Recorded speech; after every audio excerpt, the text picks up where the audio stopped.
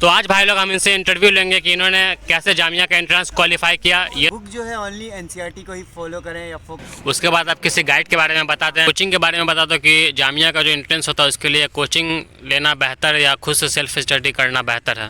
Coaching के बारे में जैसा इन्होंने कहा इन्होंने सही कहा कि तो आप चाहे कहीं से भी पढ़े, मेन आपका फोकस होना चाहिए। और ये बता दें मतलब कितने साल का प्रीवियस ईयर सॉल्व करना है। अस्सलाम वालेकुम गाइस, तो की हाल चाल बढ़िया सब। आज की इस वीडियो में हम यार ये हमारे जामिया के 11th के एंट्रेंस इन लोगों ने सिलेक्शन किया है साइंस में। ये बंदे साइंस के हैं और इन्होंने साइंस में मतलब टॉप किया था। ठीक, 11th में जब एंट्रेंस निकाला था तो अच्छा खासा स्कोर किया था। और ये भाई हमारे आर्ट्स के स्टूडेंट है, ठीक है, और वो वाले भाई भी हमारे साइंस के स्टूडेंट हैं। तो भाई लोग आइए जानते हैं कि अगर आप लोग दे रहे हो 2025 में जामिया 11th का एंट्रेंस तो आपका कैसे क्वालिफाई हो। किसी भी आप स्ट्रीम में दो, चाहे साइंस में, दो हमारे साइंस के स्ट्रीम के बच्चे हैं और एक हमारे आर्ट्स के हैं। थोड़ा बहुत आप लोग कॉमर्स के बारे में बता देना अगर आपके पास जानकारी हो।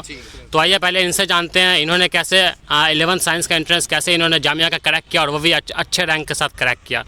तो आप बता दें पहले कैसे पढ़ना, क्या पढ़ना, नहीं पढ़ना, कि हमारे जो मतलब व्यूअर्स जो भी हमारे देख रहे हैं उनका जो इस साल जामिया का जो एंट्रेंस 2025 में जो देंगे वो 11th साइंस वाले उनका क्रैक हो जाए।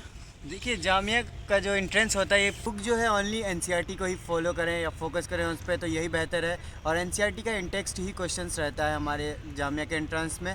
मोस्ट ऑफ द क्वेश्चंस वैसे ही रहते हैं और पूरे इजी रहते हैं अगर आप एनसीईआरटी को अच्छे से पढ़ रहे हो या उन पर ग्रिप है आपका।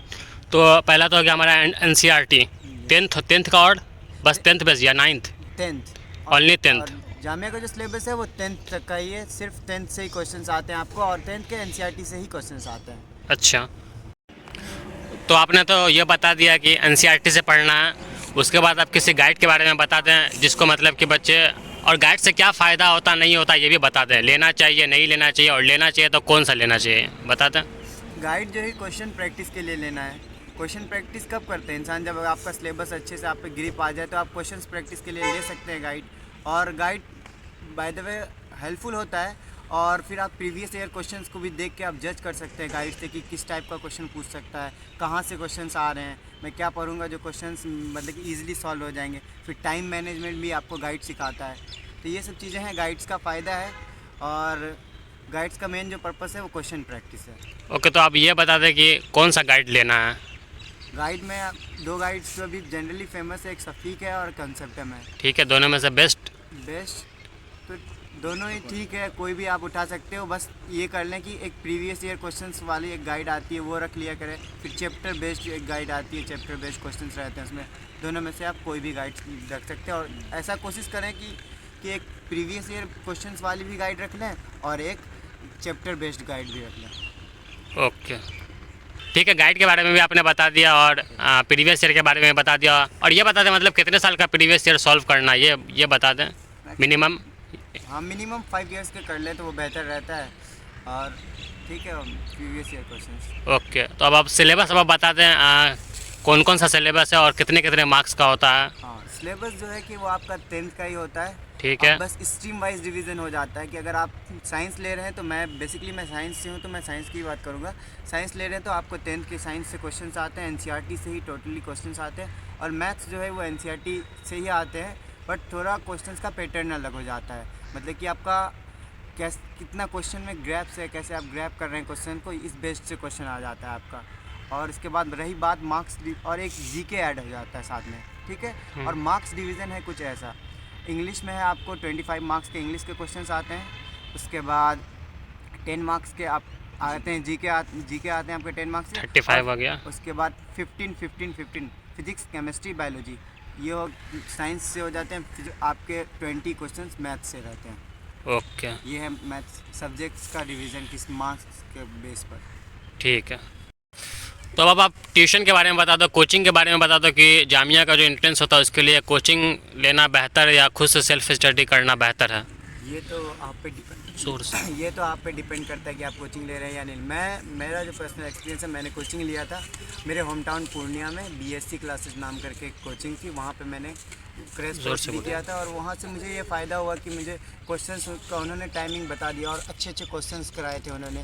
फिर लास्ट में उन्होंने क्रैश कोर्स कराया था, जिसके बेसिस पे मेरा सारा रिविजन्स हो गया था। फिर एक मतलब कि और बच्चों के साथ मैं बैठ के कर रहा था, मुझे कंपटीशन वाला माहौल भी दिया कोचिंग ने। और उसके अलावा फिर आपको गार्जियनशिप भी मिलती है कि आप कैसे, कहाँ पे आप गलती कर रहे हैं, कहाँ पे आपको करना चाहिए। ये सब रोल है कोचिंग इंस्टीट्यूशन का, जो मुझे BSc क्लासेस ने दिया। आप लोग भी बता दें, कोचिंग के बारे में बता दें। कोचिंग के बारे में जैसा इन्होंने कहा इन्होंने सही कहा कि कोचिंग हमें कॉम्पिटिटिव इन्वायरमेंट देता है और हम अपना टाइम मैनेजमेंट में सीखते हैं। तो कोचिंग एज आ एडवांटेज बहुत अच्छी चीज़ है अगर आप उसे लेते हैं, और अगर आप में कैपेबिलिटी है कि आप खुद से भी कर सकते हैं, खुद से अगर आप वो माहौल अपने घर में जैसे कि आप टाइमर लगा के खुद प्रैक्टिस कर सकते हैं, तो वो भी अच्छी बात है। आप भी बता दो। जी देखिए, अभी का ज़माना डिजिटल वाला है। अभी मैक्सिमम बच्चे जो हैं वो यूट्यूब से ही पढ़ते हैं। तो आप चाहे कहीं से भी पढ़े, मेन आपका फोकस होना चाहिए कि आप सेल्फ स्टडी पे ज़्यादा ये करें, फोकस करें। लेकिन एज अ ये मैंने भी कोचिंग लिया था और कोचिंग में जैसे भाई ने कहा कि कॉम्पिटिटिव इन्वायरमेंट है, अच्छे क्वेश्चन होते हैं। तो जी अगर ये आपके इसमें है तो कोचिंग में कीजिए, वरना आप डिजिटल से भी कर सकते हैं यूट्यूब से। और ये पूछ रहा था कितने दिन पहले तैयारी शुरू कर दें एंट्रेंस के लिए?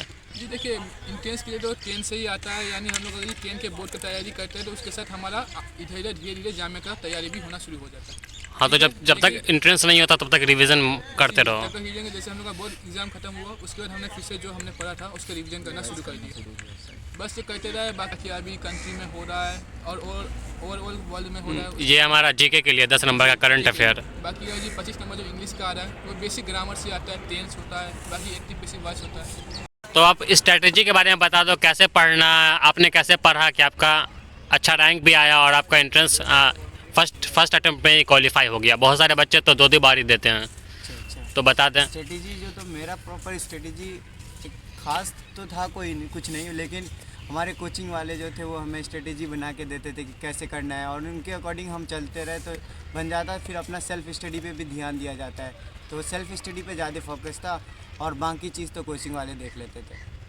और भाई बताएंगे आर्ट्स के बारे में। और ये दोनों तो भाई आपको बताया, ये दोनों साइंस के हैं, साइंस स्ट्रीम के ये बंदे, और ये भाई आर्ट्स के। तो साइंस के बारे में तो हमने आपको बताया दिया, तो अब आर्ट्स के बारे में जानते हैं कैसे क्या इन्होंने किया जो कि इनका आर्ट्स का क्वालिफाई हो गया, और थोड़ा बहुत कॉमर्स के बारे में भी जानेंगे। तो अब आर्ट्स के बारे में बता दें, क्या सिलेबस रहता है, क्या रहता है?